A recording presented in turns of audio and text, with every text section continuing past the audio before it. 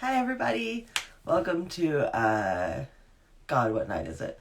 Book 2, night 26 of The Orphan Tales Live. Please excuse my voice. I have pretty intense seasonal allergies and they've really been acting up today. So my voice is actually a disaster. I seriously considered canceling tonight, but I didn't want to cancel on you guys. But my voice is trashed and I may sneeze at any point. Please forgive me. It's a mess. I will definitely be sniffing a lot. I didn't just do like a sweet line before I came up here. I just, it's blowing, the wind's blowing around and it's autumn and my face has been exploding all day long.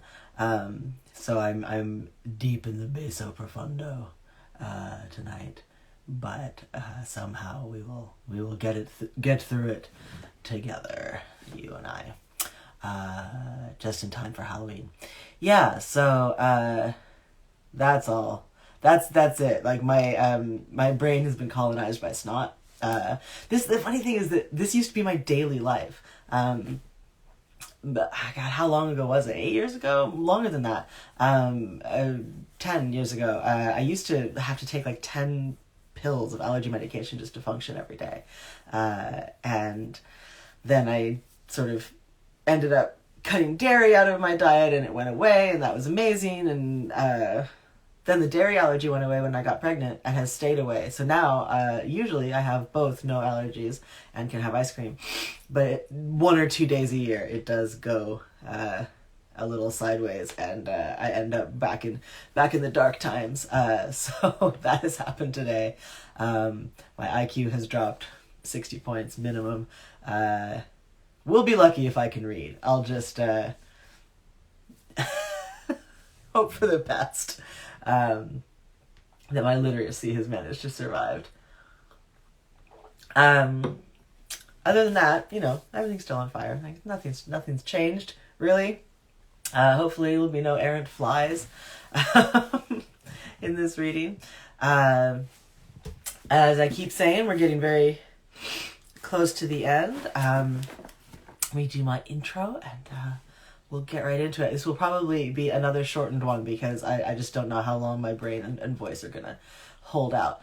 But I'm here. It is Sunday and I'm here. So let's do this thing. You can find music based on these books at sjtucker.com. You can buy copies of them at your local independent bookseller's web portal. Or if your state has opened up enough, you can just walk into the store and buy it. If you'd like to patronize mine, you can go over to printbookstore.com and purchase a book there. They are out of Portland, Maine, and they are very, very wonderful people. You can catch up in the archive at Cat Valente Live on YouTube. You can find me on Twitter at Cat Valente and subscribe to my Patreon at Cat Valente.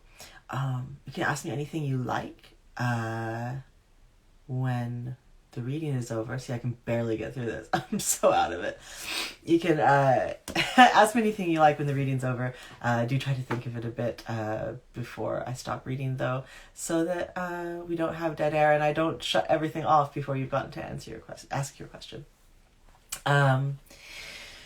Oh, and if you want to toss a coin to your witch, there is a tip jar on my Instagram profile, on my YouTube profile, and on my website at CatherynneValente.com. You don't have to. These are entirely free.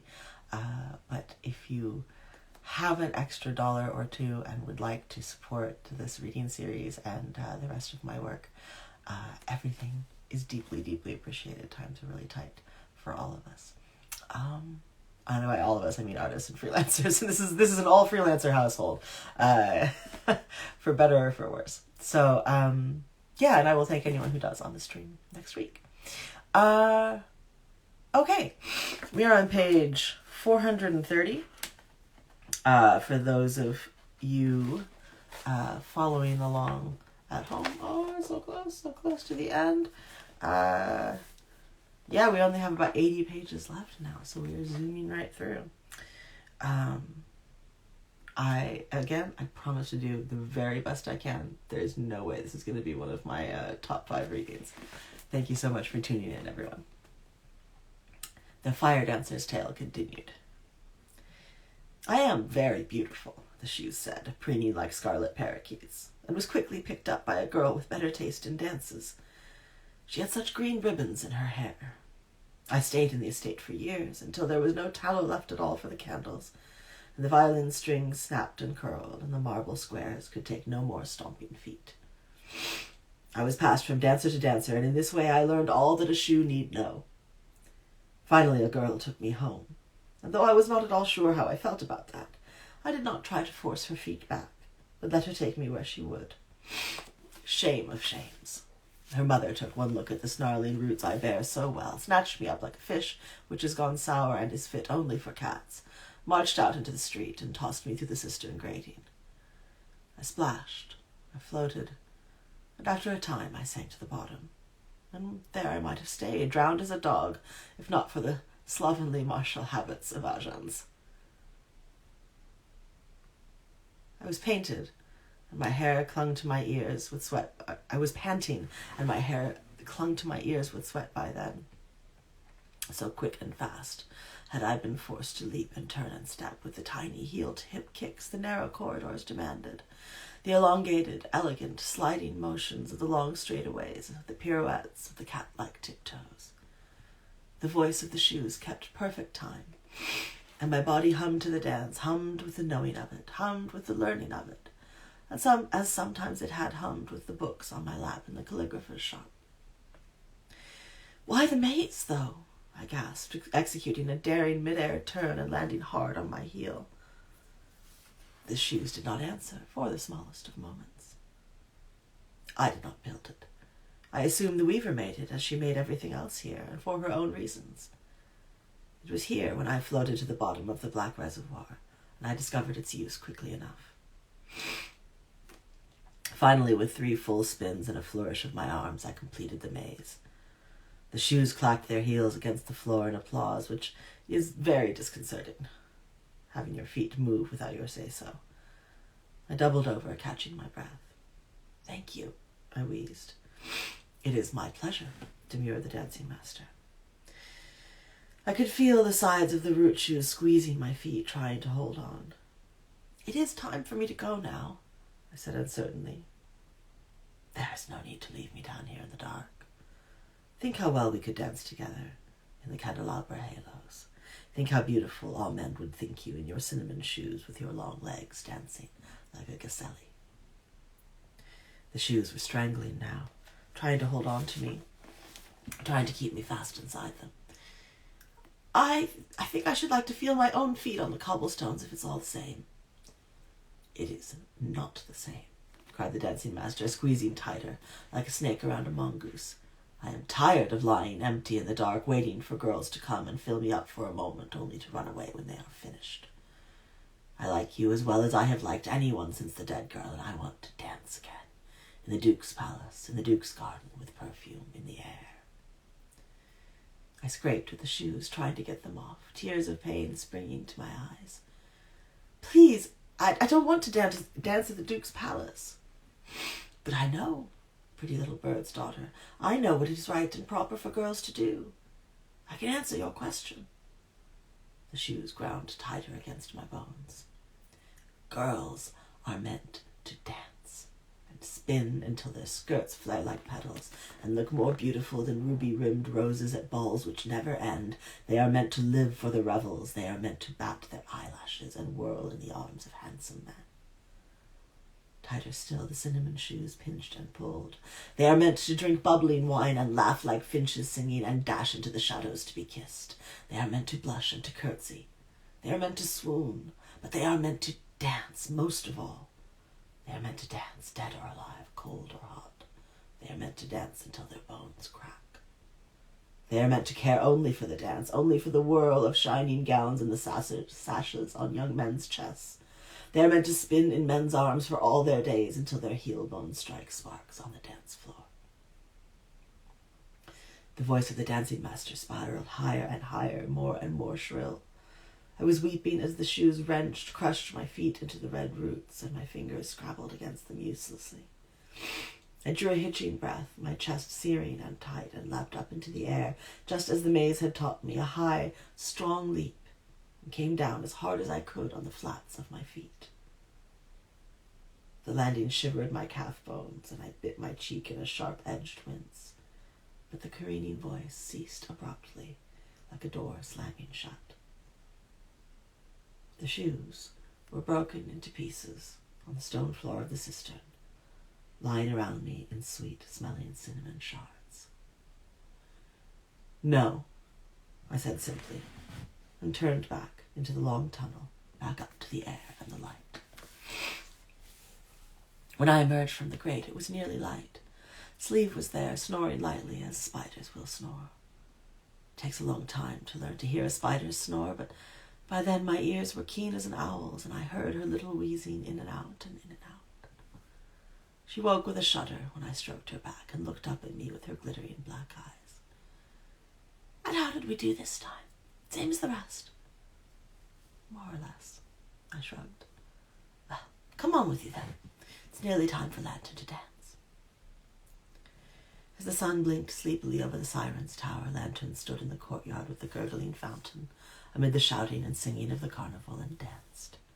His flaming tail tossed scarlet and yellow up into the air and down again like a fan, each frond of peacock-bright feathers wavering as if each one was a separate dancer. His huge feathered feet lifted up and stomped down in a quick rhythm, one I had always loved.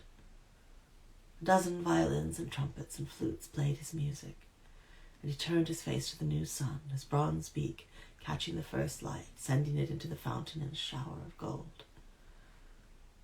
I wanted, as I have always wanted, to see the world from within his tail, and that morning of all mornings I stepped shyly up to my dazzling, burning father as he hopped up onto one claw and spun to the delighted gasps of the musicians. "Papa," I said, and I wish my voice had not wavered. I wish my cheeks had not been so red and hot. "Let me dance with you." He smiled, as only a bird the size of a house can smile, and I stepped into his tail. The world through flaming feathers is washed in gold, scrubbed to gleaming by fire, and the sound of it roars ocean fierce. I moved my feet as though the maze were still red and wide beneath me. I moved my arms like wings, and I danced in my papa's tail like a firebird. The tale of the cage of ivory and the cage of iron continued. Solace grinned, her face brighter even than her father's. "I shall not dance until my bones crack," she said. "I shall dance every morning until my heart catches on the sun and I fill up with gold like a crystal cup. And I shall never wear a proper dress, no matter how many sleeves shows me, all a-spangled with green and silver." Lantern nuzzled his huge head under her arm, and she kissed his burnished plumage. "Of course my hair burned up completely the first time. It's grown back, just like Papa's tail. And I have had to learn since how to dance without catching fire. It's not too difficult, once you get the trick of it." She pulled hard on one of his feathers, and the great bird squawked like a common duck. "But you should have told me, you rotten old seagull. What a trial I have been for my poor spider." "Yes," Lantern said simply, and turned to me as though I had only just arrived. "That is all we have to tell," said the firebird. "You may go or stay now, as you like. But the sun will be up soon, and we are for the carnival." I pursed my smoke lips. "I am not sure what Simeon meant me to know of you," I confessed. "Perhaps only that there is a star in Agenab, and beside her spiders and birds and girls who do not wish to be burned." Solace hopped down lightly from the scorched cage and extended her hand. "Do you want to go to the carnival?" she asked, her tattoos gleaming up at me as fiercely as her eyes. "Yes," I said, and I slipped my black fingers into hers. In the garden. The afternoon was late and grey on the snow. It had begun to melt, and ice flowed everywhere like silent little rivers. The lake in which the girl had bathed so long ago now, and frozen silver and smoky. The sun wore a veil that day, and it shone only fitfully through the thick, gauzy clouds. The gate glittered with hard little knots of ice, and the boy, who had never seen such cold in all his life, ran his fingers over them in wonder. "You must go now," the girl said. do not think you ought to linger here." "I don't," he said, and shut his eyes while he fingered the ice. It melted to water against his skin. "What," he added thoughtfully as casually as he could manage, "what happened to the papas, do you think?" The girl furrowed her brow. She too touched the ice and shook her head as her fingers stuck to the hard little globes that clung to the iron. "I do not know," she said, as though he had asked her what the inside of her eyelids looked like. "If there is something more about her written on my skin, you must read it, not I. I did not create her. I cannot arrange her footsteps as through the world like a basket of flowers." "What do you think, though?" "I do not know. I told you. And it is time for you to run back to the courtyards where your sister will be saying very serious vows and eating and dancing." The boy smiled broadly, like the moon emerging from the horizon. "You are absolutely right," he cried, and seized her hand in his. "What are you doing? Let me go." "No," said the boy firmly. "You are a child of the palace, and that gives you the right to dance at the wedding of Dinarzade just like all the others. In fact," he added with a crooked grin, "as a child of the palace, you really haven't much choice in the matter." He led her to the frozen lake with its icy cattails waving still and shattering against each other from time to time. The ferns were white and shivering, and long naked branches bowed black and deep. From behind a rock crowned with bright mosses, he drew a little bundle, just where she had said it would be, and presented it to the girl with all the pride of a cat who has managed at long last to catch a blackbird in flight, and brought it back to its mistress. The girl looked blankly at it, and he opened it for her, drawing the strings slowly. Inside was a dress. It was red like her cloak, and overlaid with the most delicate mesh of gold, knotted into elaborate roses and birds soaring past ripe fields. The netting made a little train, and there was a belt of tiger's eyes and golden chains, and a necklace of garnets, and lastly a golden circlet, which held up a soft scarlet veil. "I told you not to," she said gently, but he saw her lips shaking. "No one will know," the boy whispered, his voice as full of coaxing as a mother's who wishes her child to eat. "The veil will keep you hidden, and I shall brush your hair clean of leaves and snow. No one will know, and you can eat at a table. Stand by my side all the night long and dance, like Solace, like a firebird." The girl was weeping, and her shoulders quivered as she tried valiantly not to. So the boy helped her arrange the netting of the dress. He fastened her belt of tiger's eyes. He laid the necklace of garnets around her neck. He brushed her hair with his own fingers until it was soft and gleaming, and he braided it as best as he could manage. He fixed the circlet on her brow and let the veil fall over her face. He stood back and looked at her, blood bright against the snow, the gold already catching new snowflakes like threads of silk. We have a picture of our girl here.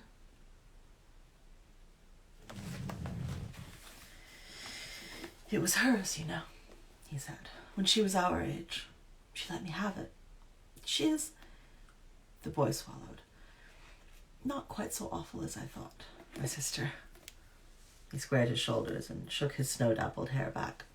"But I was younger then, much more foolish." He took her hand, which was terribly cold in his and thinner than bones. But he smoothed her hair just a little before he remembered that it was not terribly polite, and withdrew his hand quickly. The boy and the girl walked together across the snowy orchards toward the chestnut chapel, where the firelight was already leaping toward the sky. No one knew.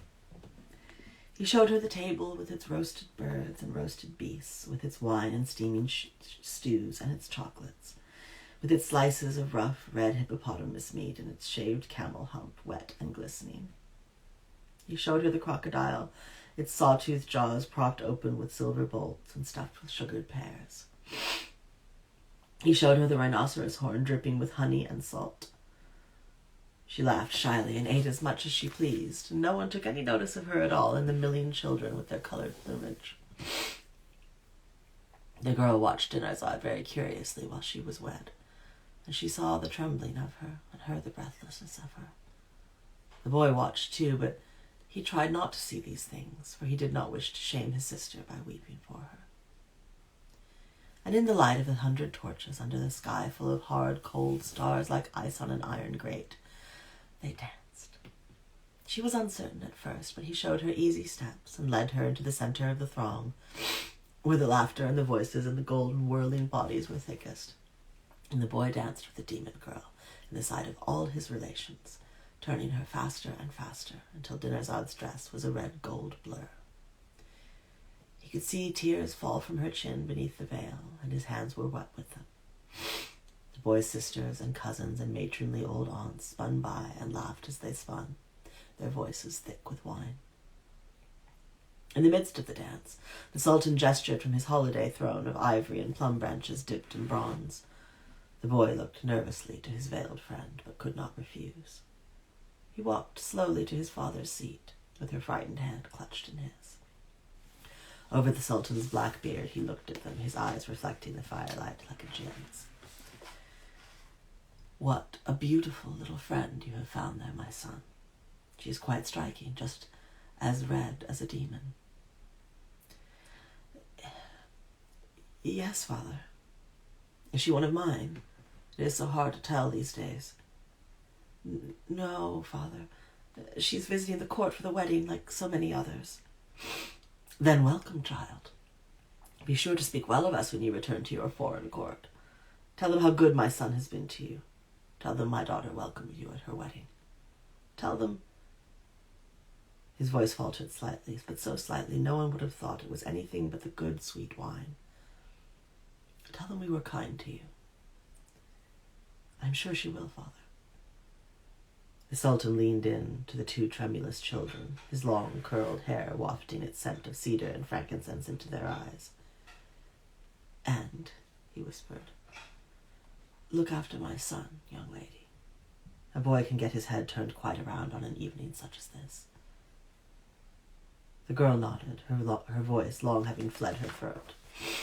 The Sultan nodded their dismissal, and the boy led his scarlet friend onto the dance floor again. But the girl could not go on. Her weeping and her shaking were too great. The boy took her away from the crowds, away from the chestnut canopies and into the snow again, where she thrust her hands down into it, watching it melt under her heat. She looked up at the boy, and he lifted her veil gingerly. Her face was streaked with tears, her eyelids shining like ink. "If I weep long enough," she whispered, "do you think the ink might wash away, like a painting left out in the rain? Do you think I could walk among those fiery people every day, among your drunken aunts and your cousins? Do you think I could sit beside your father and he might call me beautiful without my veil?" "No," he answered gently. "I do not think that." She laughed shortly and wiped her nose. "Neither do I." He drew her cloak close around her and dried her tears with the corner of his sleeve. The porphyry bracelet knocked lightly against her cheek. She looked up at him with a stare full of red-rimmed urgency and closed her eyes. "Please," she whispered. "Please." The tale of the cage of ivory and the cage of iron continued. The Firebird and his daughter and I walked through an empty city. I saw those places the knight's tales had laid out in my heart. The dressmaker's parish, the opera house, the clockmaker's square, and the little house with so many locks. The church which was not a church, the churning river in more colors than I could count if I had a ledger in 1,000 years. I thought I could see the Siren's Tower impossibly high off on the east end of the clustered red edifices. We walked a wide and well-kept street, which skewed and counter-skewed as everything in Agenat does. But this one, it seemed, less than usual. In fact, as we went, it widened until we passed through an ample court peopled with 100 silent statues, each face frozen and perfect in red stone, fluttering slate fans and clutching snuff boxes of agate and marble and malachite. It was the same one Agrafena had led me through, and once again I was chilled. But the Firebird did not seem even to notice them, and walked around the menagerie as Solace and I, being more graceful of foot, walked through, marveling at the sad, exact faces, each its own, with flared noses and slender ones, high brows and glowering, lips full and meager. We touched their cheeks, and the stone was full of little flecks of quartz that flickered in the dim pre-dawn light. They were hard and warm and unyielding. "They look like wives," I said, laughing, and Solace looked at me as though I were well and truly mad. I would have left that grove of folk and thought no more of it than I had the first time, a wonder in a nest of wonders, if I had not heard her scrabbling in the corner of the square, mumbling frantically, a chisel in each hand. She was probably beautiful when she was young. Her hair was long and stringy and white, showered with stone dust, her worn face lined like a discarded map when no one is any longer interested in the treasure it promises. She had a snaggle-edged shawl knotted over her head, and her rags were brown and stiff and filthy. She was missing a tooth, and her feet were bare on the road. "I suppose we ought to be glad she never grew up," the old woman barked. I think her voice was fine once, too, but now it sounded like a harp with a broken spine. "I am sorry, old mother, I do not know what you mean," I answered her, keeping my distance. "He told me once, when there was a shipment of brandy in, and it was very, very late. That's when you like to talk, you know.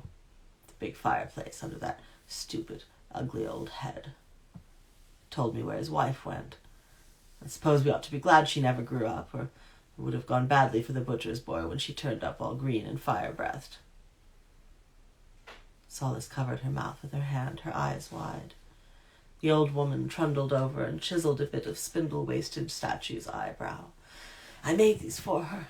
All of them. Over the years, you know. I didn't," her voice thickened like cream, "I didn't want her to be lonely, you see. I couldn't bear for her to be lonely. I couldn't bear for her to be like me. She's here somewhere in the crowd, where she always liked to be. She's here somewhere. But I forgot." The crone's blue eyes, filmed and roomy, were full of tears as she looked around her. "I just forgot," she whispered. Solace dashed off without a word, and I was left with the mad woman as she scratched at her scalp, her eyes lost and dark. "Where's my basilisk?" she hissed at me. "Where's my baby Rockfoot? Why didn't he come back for me? Why doesn't he look at me the way he looked at her?" She stumbled a little on her thick feet, and I caught her, though she choked and sputtered in my smoke. She righted herself and set to the sandstone bustle of another figure. "Where are you, you old lizard?" she choked. "Why don't you come back?" While she worked, I told myself not to touch her, but she would not understand. But all the same, I saw my dark hand, my blazing fingernails reaching out to her doddering head. I stroked her hair and cupped her head in my hand. Perhaps she was just mad enough not to care. She rested her head against my palm and closed her eyes, tears seeping out over the deep creases. "I am sorry, Orphea," I whispered. Suddenly Solace hooted and laughed from far off in the menagerie, and I took the old duchess's hand and followed the noise as one follows the sound of a pheasant in the brush. We found her standing next to a tall sandstone figure, red of cheek and ankle, long-haired and high-browed, her fur-lined dress whipping sharply around her as she turned to stare, hurt and puzzled, at something on the ground. Orphea reached out her rag-bandaged hands to the statue's face. "Good girl," she said with a sigh. "Good girl. You found her, my darling, my old friend." She nestled herself into the crook-armed embrace of the red stone, her withered cheek against its rough, stiff face. "Do you think they can hear her singing?" she said. "The others, do you think they hear her in their stony ears?" "Of course," said Solace kindly, stroking the old woman's hair just as I had done. "I can hear her now. She's so beautiful when she sings up the sun." The child drew me away then. We left the two women there, stone and flesh. As we turned our backs, I could hear Orphea singing with her broken voice, and my throat closed on fiery tears that burned to fall. As we passed the last statue, the farthest out, a sandstone child in her mother's dress, tripping over the hem, I saw it, clutched in a red, rough hand. What was meant to be a snuff box, but which was not, just like the church, which was not a church. A box of carnelian, bigger than my own hand. I pried it out of the coarse-fingered child, and it was not heavy, not nearly heavy enough. "What is this?" I said urgently. I grabbed Solace's arm and showed her the box. "How should I know? Just some junk the Duchess used for her little zoo. She uses everything. You must have seen just as well as I." Solace rubbed her arm, a pale, pink, hand-shaped scald rising where I had touched her. I had not been careful. I pled forgiveness. "Surely there are many boxes in all these dead hands. How can you know this one is special?" she grumbled, cradling her arm. But I knew. I looked at its polished surface, its design of curling, corkscrewing, arching brasses worked into the lid, its tiny claw feet, its minute gold-speckled latch. "Well, open it," said Solace. Should I? Kohinoor said it belonged to her. Perhaps it is not right that I should open it. "Then I will open it." "Come, you cannot resist. Don't you want to know what's inside?" "I never told you anything a queen should know. What do you owe them?" I looked sharply at the young girl with her gleaming black tattoos and bare belly. "I thought you were sleeping," I said suspiciously. The girl grinned sidelong, her hair hanging down into her wolf-keen face. "Open it," she coaxed. And so help me I did. I slid the flame of one thin fingernail into the lock and turned it, listening to the click of the carnelian tumblers. The lid popped up slightly, and I lifted it. Lantern peered over from behind a statue of a young man slaughtering a stag, and Solace stood on her toes to see inside. I let the casket fall open, and lying within, no bigger than a finger, was a woman made all of grass, her hair a mass of curled seeds, her form woven reeds braided together, one over the other. Her meadow eyes were serenely shut, her tiny blade hands folded over a dress of straw and light. No part of her did not shine with this light, silver and sear, and it pooled in the box as though I were holding a red candle in my hand. The three of us stood, staring at her, the little green woman in the box. "Is she going to wake up?" Solace asked. "I don't know. I don't know what Kohinoor could possibly want with her," I answered. With infinite care, I put my finger into the box and stroked the side of the grass woman's face with my smoke. She turned to it like a child suckling its mother and breathed the black of my skin. Her eyes opened lazily. They were green as a pasture. She sat up in her box, seed hair falling down behind her, and looked up into the faces of a jinn, a firebird, and a very curious little girl. "Ugh," she groaned. "Let me go back to sleep." "I'm sorry," I said quietly, so as not to hurt her reedy ears. "But it's terribly important. Who are you?" She turned her face to mine, grassy eyes blinking miserably. "I'm no one. Not now." She sighed like prairies waving in the night winds. "Not anymore."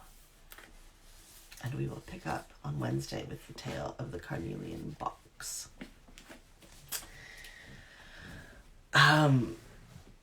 So I did have a flash of a thing that I remembered reading through that. Actually, I had totally forgotten what was in the box as well. I still don't really know who is in the box. Somebody's in the box. What's in the box? So I went to Rome when I was 22, I suppose. So maybe 8 months before I started writing this book. I went to Rome with a friend of mine. I was living in Edinburgh at the time, so it sounds like a much fancier activity than it is to spend 10 quid on Ryanair to get from Edinburgh to Rome. But I met up with a friend of mine who was living there, and he was working as a tour guide, so I got a free tour, and we went all over the city. And we were up on the Palatine Hill, and there was a little open-air museum, like not even really a museum, it's just a bunch of bus in a hallway, unconnected to any buildings. So it's just a brick hall. She's a brick tall, open on each side. It wasn't not a building, no doors, no windows, just like a brick rectangle in which there were some old statues. But I remember it so clearly. It was such a warm, beautiful day, and we went into this strange little structure, and it was so dark and shadowy, and there were these beautiful white statues and busts, and there was one of Apollo, and I said, "This is, don't tell the authorities." So I said to my friend, "I want to touch one so bad," and he's like, "There's nobody here. This is not a building. This is an awning at best. No one's gonna know. Touch it." So I did. I put my hand just on Apollo's perfect marble cheek, just the lightest thing, knowing that the oils in my skin are poison. But like the minute I did, I could see every fleck of the stone so clearly, all the sparkling little bits of marble and quartz and everything, and it was just such a moment with the wind and the smell of the trees and the face of Apollo in my hand, and it was it very much something for me. I'll remember it for the rest of my life. And so the sandstone and the things that Skald sees are very much from that moment. Does anyone have any questions? Oh, hair's all in my face, and my face itches because I'm having allergic reactions as we speak. Well, I'll do my outro stuff. If you have questions, you can put them up in the chat, and I will answer them when I get done. Well, once again, for legal reasons, this has not been a audiobook of The Orphan's Tales. This has been a play, a one-woman show. You can find music based on these books at sjtucker.com. You can get copies of them at your local independent bookseller's web portal. If you'd like to patronize mine, it's printbookstore.com. You can find me on Twitter at Cat Valente. You can subscribe to my Patreon at Cat Valente, and catch up in the archive on Cat Valente Live. These air Wednesday and Sunday nights at 8:30 p.m. Eastern Daylight Time. Same fairy tale time, same fairy tale channel. And we've only got a few left. We've got about 65 pages left to go. So we're sort of aiming to end as close to Halloween as we can. And that will be it for a while. So if you are so moved and would like to toss a coin to your witch, there is a tip jar on my Instagram profile, my YouTube profile, and my website, which is CatherynneValente.com. I will thank anyone who donates to support this series and the work of a starving artist in the COVID times on the next stream. Were the cinnamon shoes inspired by the red shoes of Andersen? Yes. So shoes are in every fairy tale, and they're kind of evil. Shoes trap you. They always do. Even if it's Cinderella's shoe, she's still trapped with that douche who couldn't recognize her face. So I wanted to have sort of evil shoes in there. So very much Solace is rejecting the shoe-based fate of maidens in fairy tales. Anybody else? Okay, well, if there's no questions, then I will see you guys on Wednesday night at 8:30, as I said. Thank you all so much for watching. It was lovely to see all of you. Hello, new people who've just come on right now. Sorry, we're just finishing up the evil shoe stories. And I will see all of you then. Have a lovely evening. I am going to go see if it is humanly possible to blow your whole face the way you blow your nose into my entire skull. Sleep well, everyone. Good night.